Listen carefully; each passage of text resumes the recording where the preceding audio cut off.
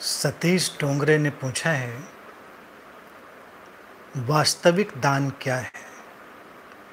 जो दान दिया जाता है अक्सर वो करुणावश दिया जाता है या दूसरों को दिखाने के लिए दिया जाता है?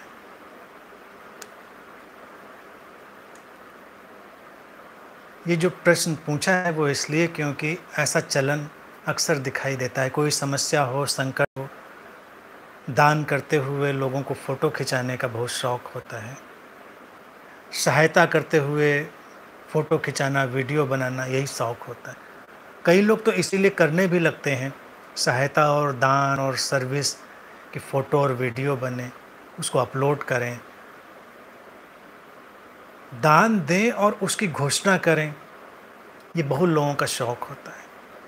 लेकिन अगर हम गंभीरता से देखें तो ये भी एक ईगो ट्रिप है और कभी-कभी थोड़ा ऑब्शीन भी है,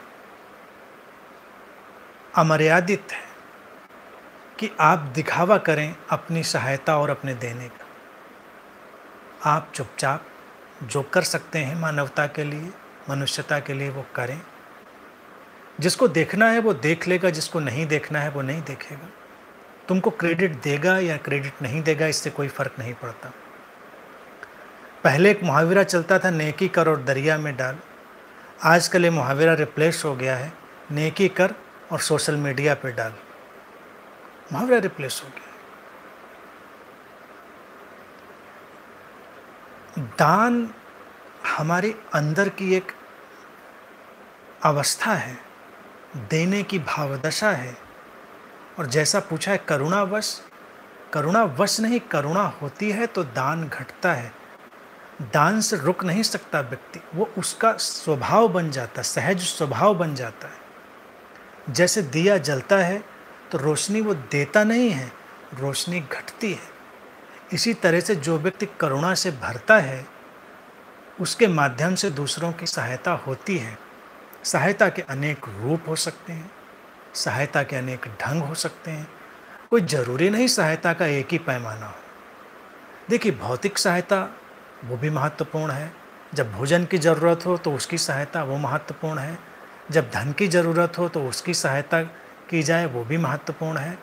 लेकिन व्यक्ति का मनोबल बढ़े, उसका आत्मबल बढ़े, हम ये सहायता करें तो वो भी उतनी ही महत्वपूर्ण है। दान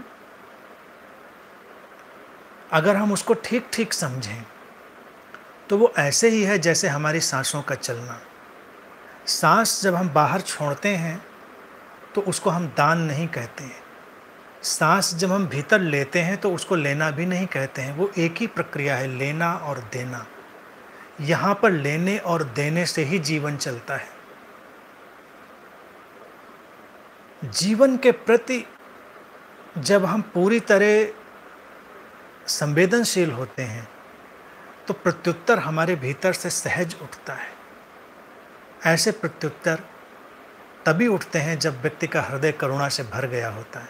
अन्यथा दिखावे का तो पूरा जगत है, दिखावा चल ही रहा है और दिखावे की कोई उपयोगिता नहीं है, उसका कोई औचित्य नहीं है।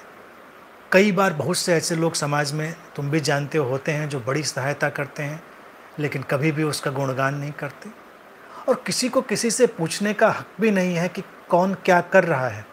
आजकल मीडिया भी इसमें बहुत रुचि लेता है कि फलां ने ये दान किया, फलां ने वो किया। कोई ज़रूरत नहीं है। व्यक्ति की अपनी इच्छा है, उसकी मर्जी है, उसने किया किया, नहीं किया नहीं किया, उसके अपने ऊपर उसको रहने दो, उसको करने दो जो करता है। दान देने की तो ये ऑप्शनिटी है, अमर्यादित स्थिति है। अगर धार्मिक जगहों पर तुम जाओ तो लोग जरा सा दान देते हैं और अपने नाम का पत्थर लगवाने में लगे। कई मंदिर तो मैंने ऐसे देखे, जब मैंने वहाँ कदम रखा, उनकी दीवारें, फर्श, तो बड़ा विचित्र सा वातावरण था। सब पे नाम लिखे हुए हैं, गुदे हुए हैं। तो मैंने पूछा वहाँ कि ये क्यों नाम सबके लिखे हैं?